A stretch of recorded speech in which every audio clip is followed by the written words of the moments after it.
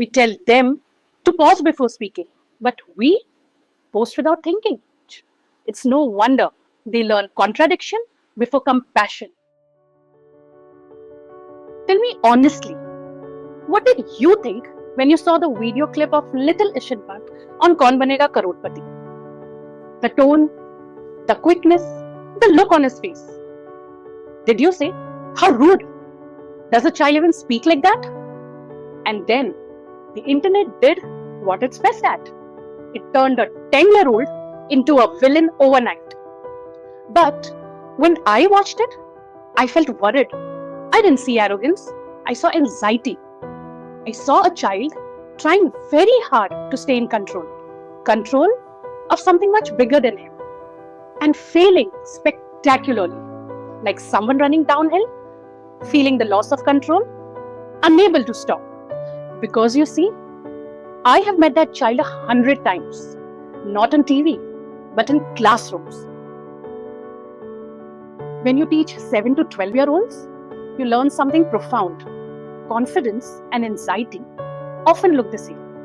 What sounds like I know it all is sometimes I'm terrified to look foolish. A nervous system saying, I can't handle this much light, this much noise, this much crowd, this much expectation. It's overstimulation. So when I saw the clip, I didn't see an ill-mannered child. I saw a scared one, trying his best to survive the grown-up world that is far too loud for his small self. And then I watched the reactions. People diagnosing him from their sofas and living rooms.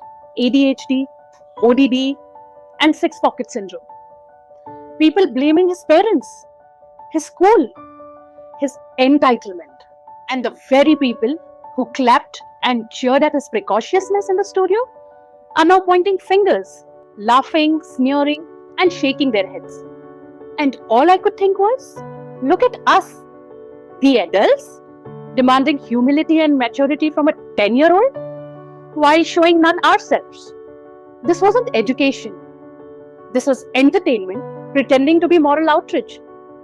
And the more you share that clip, the more you're telling every other child to be perfect or be punished. If I had that boy in my classroom the next morning, I know exactly what I would have done. No lecture, no punishment, no grand life lesson. Just a simple, calm moment. I would tell him, that was a lot of pressure, wasn't it? Your words ran ahead of you. Happens to everyone. Next time, before you speak, take a deep breath. That's all. Because learning doesn't need humiliation. All it needs is patience. And children recover quickly when the tone of the adult says, you're safe here. There was, however, one adult who got it right. Mr. Amitabh Bachchan. His calm, his poise, his refusal to shame the child was a masterclass in grace. He didn't scold or mock. He simply steadied the room with his wit and kindness. He tried his best to make the child comfortable, even if it was participating in the child's discomfort with humor.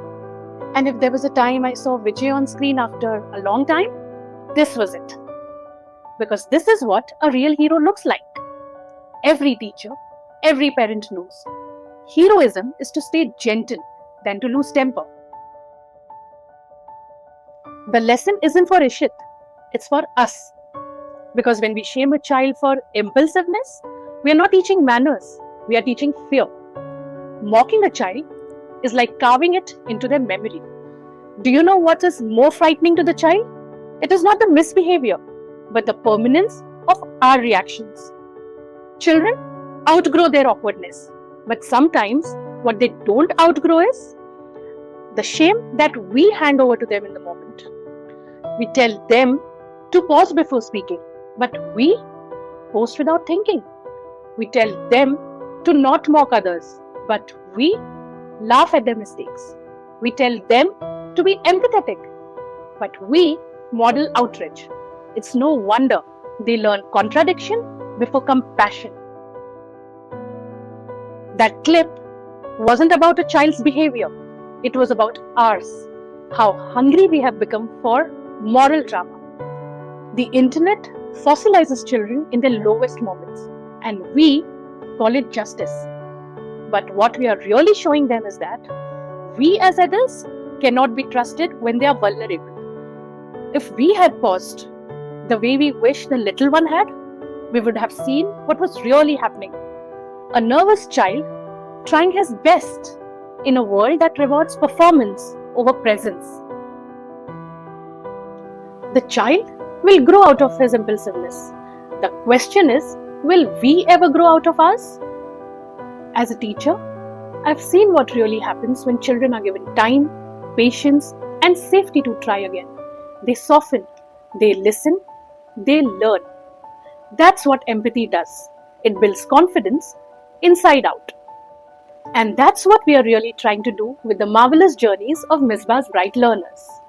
It's not a class, it's a space where children between 7 and 10 can grow with confidence, curiosity, and empathy through stories, conversations, and reflection. Because every child deserves a world that pauses before it judges.